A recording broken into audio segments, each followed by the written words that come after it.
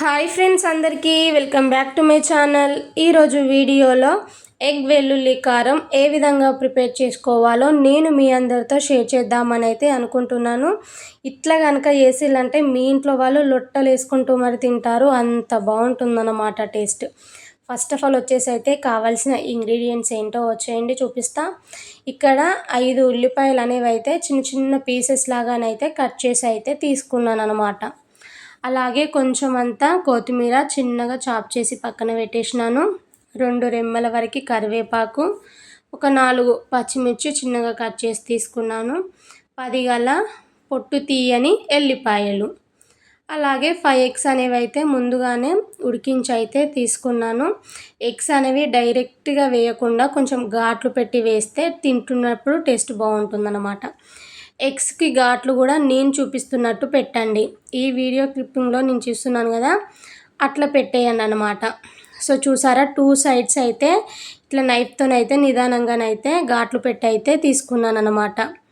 ఇట్లా పెట్టి మనం ఈ ఎగ్ వెల్లుల్లి చేయడం వలన మనకి ఎగ్ లోపటిదాకా ఉప్పు కారం వెళ్ళి టేస్ట్ బాగుంటుంది. స్టవ్ పైన గిన్నెను పెట్టుకొని 1 స్పూన్ ఆయిల్ వేసుకొని ఘాట్లు పెట్టుకున్న ఎగ్స్ని అయితే వేసేసుకోవాలి. ఇందులోనే 1/2 స్పూను ఉప్పు, 1/2 స్పూన్ వరకు పసుపు, 1/2 స్పూన్ వరకు కారం, వీటన్నిటిని వేసి అయితే అట్నే 1/2 స్పూన్ వరకు గరం మసాలాను వేసుకొని అయితే ఫ్లేమ్ సిమ్లోనే పెట్టుకొని ఎగ్స్ని అయితే బాగా ఫ్రై చేసుకోవాలి. మనం వేసిన ఎగ్స్ అనేవి కొంచెం ఈ ఆయిల్లో ఫ్రై అయ్యి లైట్ గోల్డెన్ షేడ్ వచ్చేంత వరకు అయితే ఫ్రై చేసుకోవాలి. ఇట్లా ఫ్రై అయిన తర్వాతకి అయితే వీటిని ఒక ప్లేట్లోకి తీసుకొని అయితే పక్కన పెట్టేసుకోవాలి. ఇప్పుడు అదే గిన్నెలో ఇంకొక 2 స్పూన్స్ వరకు ఆయిల్ అయితే యాడ్ చేయాలి. ఆయిల్ వేడైన తర్వాతకి 1/2 టీ స్పూన్ జీలకర్ర, 1/2 టీ స్పూన్ వరకు ఆవాలు, మనం ముందుగా కట్ చేసి పెట్టుకున్న ఆనియన్స్, అలాగే పచ్చిమిర్చి, 2 రెమ్మల వరకు ఫ్రెష్ కరివేపాకు అన్నమాట. కరివేపాకు వేస్తేనే టేస్ట్ అనేది చాలా బాగుంటుందన్నమాట. సో ఆనియన్స్కి అయితే ఆయిల్ పట్టేలాగా బాగా మిక్స్ చేయండి. ఫ్లేమ్ అనేది సిమ్లోనే పెట్టేసుకొని ఆనియన్స్ని అయితే మగ్గించేసుకోవాలి. ఆనియన్స్ మగ్గడం కోసం అయితే కొంచెం సాల్ట్ అయితే వేస్తున్నాను అనమాట, మనకి తొందరగా వేగుతాయి అన్నమాట. ఇవి వేగడానికి 3-4 మినిట్స్ అయినా పడుతుంది కదా. ఆలోపు మిక్సీ జార్లోకి అయితే 2 స్పూన్స్ వరకు కారాన్ని వేస్తున్నాను, కారం, అలాగే 1/2 టేబుల్ స్పూన్ సాల్ట్ వేస్తున్నాను, అలాగే 1/2 టేబుల్ స్పూన్ వరకు జీలకర్ర, 10 గల పొట్టు తీయని ఎల్లిపాయలు వేసుకొని ఒకసారి బరకగా గ్రైండ్ చేసుకోండి. సో ఈ లోపు చూడండి, ఆనియన్స్ అనేవి అయితే చక్కగా మగ్గిపోయాయి అన్నమాట.